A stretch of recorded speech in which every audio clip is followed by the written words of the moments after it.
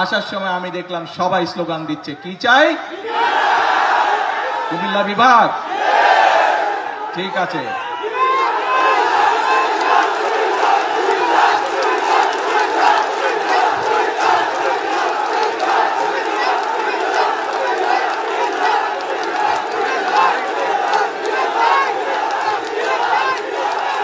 কথা শুনতে হবে তো, কথা না শুনলে কেমন করে হবে?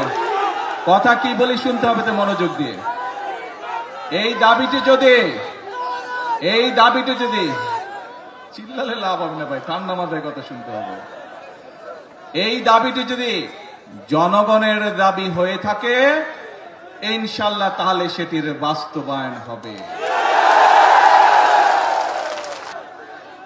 যতটুকু আমার মনে পড়ে, আমি আসার পরে চিন্তা করছিলাম, পরে দেখলাম সুমন সাহেব আর ইয়াসিন সাহেব ওনাদের বক্তব্যে কথাটা বললেন। সুমন সাহেব বললেন যে এই মাঠে 2001 সালের নির্বাচনের সময় আমি এসেছিলাম, সেদিন বোধহয় পুরো বড়ুরাতে 8 থেকে 10টি জনসভা করেছিলাম এবং শেষ জনসভাটি খুব সম্ভবত আমি এই মাঠে করেছিলাম, সেটি ছিল সন্ধ্যার পরে, তাই না? সন্ধ্যার পরে ছিল বোধহয় মন্ত্রী সাহেব, রাত্রি 11টায় ছিল সেই জনসভাটি। সেই জনসভা শেষ করে পরে আমি ঢাকা ফেরত গিয়েছিলাম।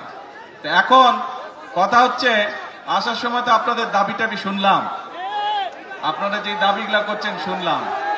এখন প্রিয় ভাই বোনেরা, এক মিনিট কথা শুনতে হবে তো, চিৎকার পড়লে কথা বললে লাভ নাই তো, চিৎকার পড়লে হবে না, আস্তে ধীরে সুস্থে ঠান্ডা হতে হবে।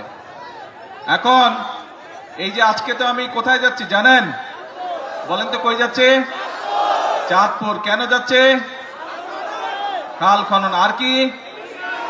হ্যাঁ, ফ্যামিলি কার্ড। তার মানে 1 খাল খনন, 2 ফ্যামিলি কার্ড।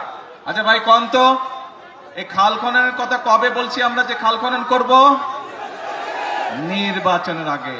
ফ্যামিলি কার্ড মাদের হাতে সারা বাংলাদেশে 4 কোটি পরিবার আছে এবং প্রত্যেক পরিবারের হাতে ধীরে ধীরে আমরা ফ্যামিলি কার্ড পৌঁছবো। এই কথাটি কবে বলছিলাম? আচ্ছা, কবে? নির্বাচনের আগে। আরো তো আছে, কৃষক কার্ডের কথা বলছিলাম, মনে আছে? কৃষক কার্ড কি দেওয়ার কাজ শুরু করেছে? কবে বলছিলাম? নির্বাচনের আগে। তারপরে এখানে আসার সময় দেখলাম বিভিন্ন মসজিদ মাদ্রাসার ইমাম সাহেবদের, খতিব সাহেবদেরকে, তাদের ব্যাপারে একটা কথা বলছিলাম। বলেন তো কি বলছিলাম? আমরা বলছিলাম তাদেরকে আমরা সম্মানের ব্যবস্থা করব। সেই কাজও আমরা কি শুরু করেছি? সেই কাজও আমরা শুরু করেছি। বাংলাদেশে প্রায় 7000 মসজিদ বলেন, মাদ্রাসা বলেন বা বিভিন্ন অন্য ধর্মের যেগুলো প্রতিষ্ঠান আছে, সেখানে যারা ধর্মীয় গুরু আছেন তাদেরকে আমরা রাষ্ট্রের পক্ষ থেকে সম্মানের